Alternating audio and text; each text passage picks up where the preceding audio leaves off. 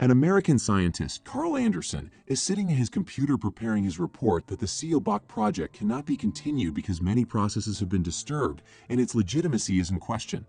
The scientist is distracted from his work by a bird rambling in its cage, and approaching it, the man hears a strange sound outside the window.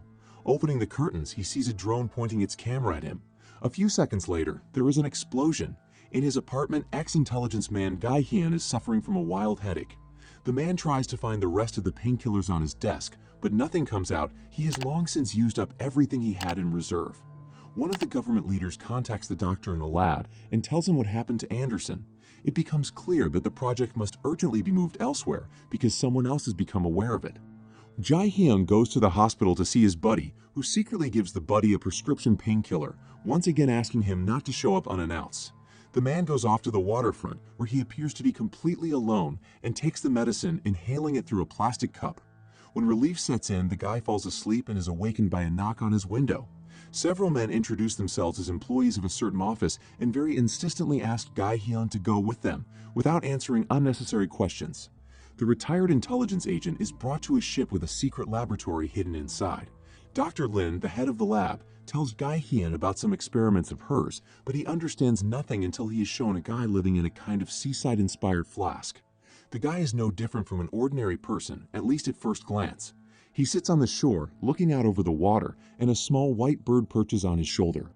The doctor tells Guy Hyun that this is the first clone created in their laboratory from a young driver using stem cells, but he can hardly be called human now. The lad calls him Seelbach, after the name of the project itself. Seelbach is immortal in the common human sense. It can be destroyed by any physical means, but it does not age and its life does not come to an end naturally. In addition, the uniqueness of the clone is that its stem cells can cure absolutely any disease and can be harvested forever. Jai Hyun is assigned to protect the guy because after the American scientist's death, the guy is the first target of those who want to disrupt the experiment and get rid of all evidence of the discovery. To prove to the bodyguard the veracity of his words, Dr. Lin says something quietly to his ward, and he demonstrates his abilities. The stones around the guy begin to collect, forming something like a whirlpool. Jai Hyun wakes up in a hospital room after he has had another attack. It turns out that the scout has long suffered from a severe tumor in his brain, and he has a few months to live.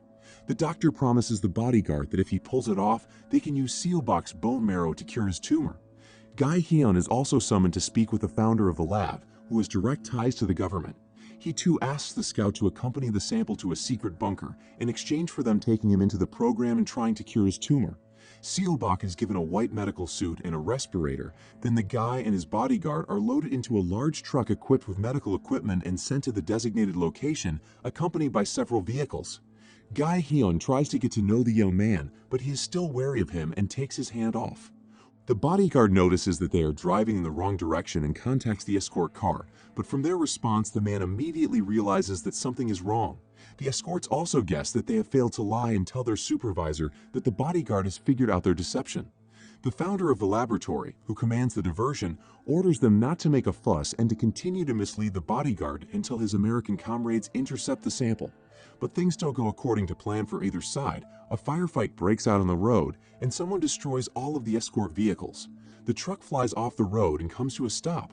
With his gun ready and his sample covered, Jai Hyun waits for someone to show up to let him know what's going on, but a smoke grenade ends up flying into the back of their truck. Min Guy Hyun regains consciousness sitting against the wall with his hands cuffed together. Seelbach continues to sit in his seat and can't explain anything, as this is his first time out of the lab and he hasn't yet understood what strangers are doing. A soldier in an American uniform enters the back of the car and prepares to give the clone guy an injection, but the man, realizing he's unlikely to be helped, first warns him and then uses his powers to make the American leave him alone. In the meantime, Jai Hyun manages to unlock the handcuffs and sneak behind the wheel of the truck. By the time the other American soldiers realize that something has happened to their buddy, the car starts up and drives out of an unfamiliar hangar through a brick wall. Not yet realizing who the traitor is, Min Guy Hyun calls his old friend, the founder of the lab, and tells him what has happened. He calmly gives his location and asks for further instructions.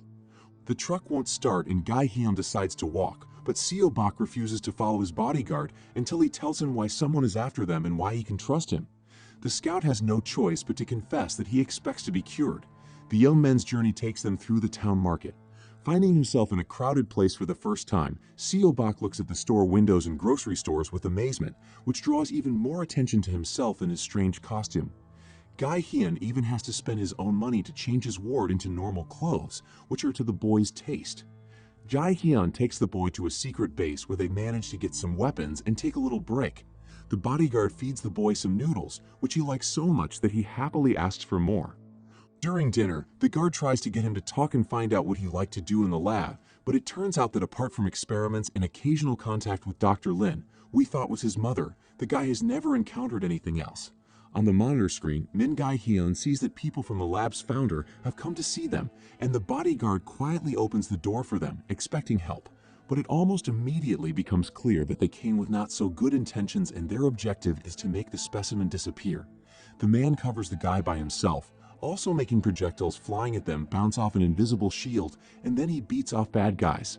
Min takes the phone from one of the mercenaries and calls their boss, who organized this ambush to know what's going on, and when the betrayal comes out, refuses to follow the order with bad words. Then the guard contacts the lab and the doctor asks him to bring the guy to them so they can protect him, but Guy Hyun now doubts everyone and doesn't know what he should do next. Back there in the lab, in a wheelchair, sits an infirm old man who has no intention of losing his creation. He is the one who sponsored the creation of the clone in order to improve and prolong his life. Seobok refuses to go to the lab and asks his bodyguard to take him elsewhere. He shows a wad of money in his pocket and warns that he will go alone if his buddy refuses to help him. Jae Hyun agrees to take him to the right place, even though he doesn't like it, but after a short time he regrets it deeply as he is feeling ill and his mouth is bleeding. The head of the lab contacts her main sponsor via video link and he says that he knows about his collusion with the US government and the plan to destroy the sample. Conflict erupts between the men, and the old man cuts the conversation short. The young men stop at a gas station to fill up with gas, and while Jae Hyun is distracted, the young man has a scuffle with the local guys. The bodyguard has to explain to the boy that he shouldn't use his powers in normal life. Jae Hyun has to hide his car on the coast as a lot of police gather on the way to the lab. The young man resents him for taking him to the doctors after all, but the guard is seriously afraid that without the daily injections the specimen needs, he will simply die. Sitting by the sea at night, the men talk a lot about life and death and the human condition in this world in general, and Jae Hyun remembers how years ago he already had an unpleasant encounter with the founder of the lab, who easily got rid of one of his subordinates. In the end, the bodyguard does bring the guy to the temple he was eager to go to. The urns containing the ashes of his real parents are kept there. After that, the sample agrees to go to the lab, even though he realizes what's waiting for him there. But on the way, Min Gae-hyun's car is cut off, and unknown people pick him and his ward up and bring them to the lab they were already going to. Seobok is hooked up to a machine that begins pumping his bone marrow, and lying on a chair he looks longingly at the brightly colored clothes he spent some of his best days in. The boy remembers his conversation with Dr. Lin, and how he first wondered what he might have become if he had been a normal person. Having come to his senses, Guy Hyun goes to the lab and sees the whole procedure. He asks the doctor about the guy being put under an IV, and he says with gusto that he will spend the rest of his life producing bone marrow for the powers that be. But the bodyguard decides to free the young man to whom he has become attached, and they can take the place of those who have decided his fate for so long. A real battle ensues in the lab, during which it is revealed that Dr. Lin was destroyed by her own colleagues because she too tried to stop the experiments on Seobok. This angers the guy so much that he wrecks the ship, squeezing the old man creator's wheelchair into a small lump of metal, along with its owner. But the pursuit doesn't end there, as there are already hundreds of armed military men waiting outside, commanded by the head of the lab, who intends to get rid of the guy to keep the development from being released to the world at the behest of his American friends. Not without difficulty, but Seobok's army is also easily dealt with by his abilities. He and Guy Hyun are left alone, on a broken and fallen embankment. The bodyguard asks the guy to run away and save his life, but Seobok realizes that the lab was his only home and he has nowhere to go, and the hunt for him will never end. He asks his friend to put him out of his misery and accept the fact that he cannot cure his tumor. Realizing how the young man feels, Guy Hyun pulls the trigger. The bodyguard buries his buddy's body on the beach by the water itself, where they recently sat talking about life. As the man leaves, a white bird, like the one that sat on Seobok's shoulder, sits on the tombstone made of stones.